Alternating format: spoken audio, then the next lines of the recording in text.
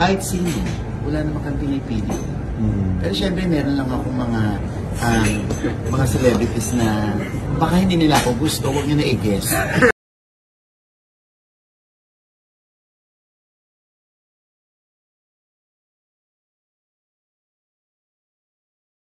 Ogie Diaz, may bagong show sa TV5 na pinamagatang Quizmosa. Hindi din nakaligtas si Ogie sa mga tanong ng press kung lahat ba ng artista ay handa siyang i-guest sa nasabing show. Ayon kay Ogie, walang problema sa kanya kahit sino pa ang i-guest niya, ngunit depende pa rin daw ito sa mga artista kung gugustuhin ba siyang makasama.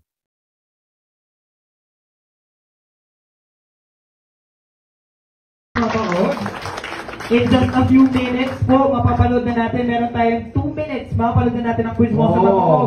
Ano pong masasabi niyo na magsisimula na yung programa niyo? Wala. Siyempre, kami tuwan-tuwa, kinakabahan, pressured. Pressured kami kasi grabe yung pag-welcome sa amin ng TV5. Kaya alam mo yung challenge sa amin, saka yung goal namin na mapasa. Max, kung bibigyan kayo ng chance na mamili yung mga magiging guest niya, celebrity, sino yung gusto mong i-guest dito? Kahit sino, wala naman kang pinipili.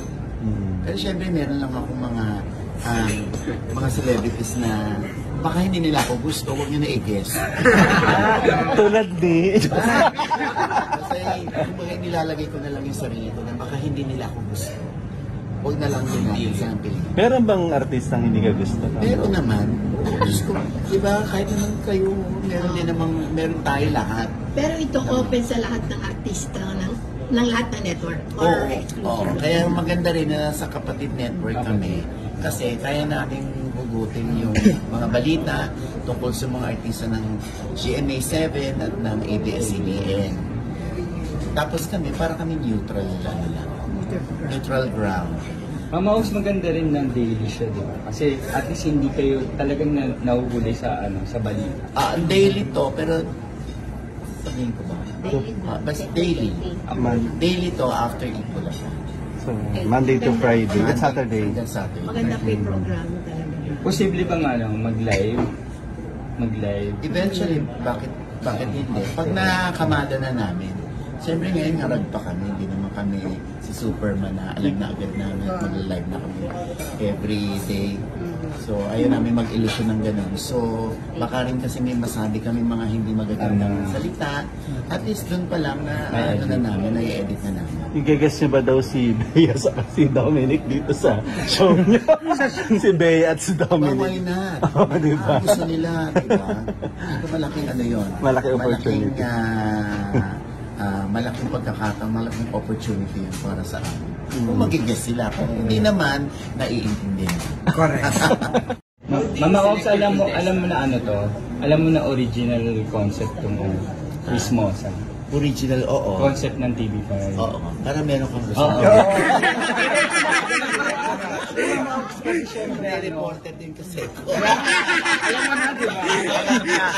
Anong reaction mo doon? Syempre na merong isang segment yung ibang show na kapareho ng Title. Quizmosa rin, di ba? Napalabas pa? Hindi po yan. Nag-teaser na yata sila. Nasa teaser nila eh. At So, ang Media Quest na ang bahala dyan. Kasi, yung copyright naman sa Media Quest. So, sila na lang bahala. Ayaw na lang banggitin yung show, yes, diba? Hindi, madami kasing mga nag-PPM sa akin, mga kaibigan reporter. Hindi ko alam kung ano yung sasagot.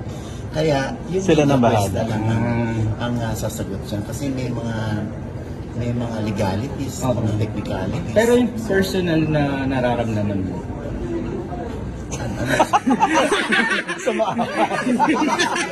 Opinion may kapareho yan. Yung nararamdaman. Tinitigasan na. Iba yun. Nangaling tapat talaga. Hindi. Wala naman. Ako, naniniwala ako, nasa laman lagi yun. Nasa content lagi yun. At saka syempre, nandun din yan sa kung believable yun. At may credibility yung mag-host. Wow. O, diba? Ako, doon ako dumidepende sa kung ano yung, kung ano talaga yung expertise namin. Mas, di ba, mas pupunta yung mga tao sa amin. Gusto nilang pumunta sa amin. Diyos ko, this is a free country, no? Lahat naman may karapatang magpasaya ng tao. Kami rin, gusto lang din namin magpasaya.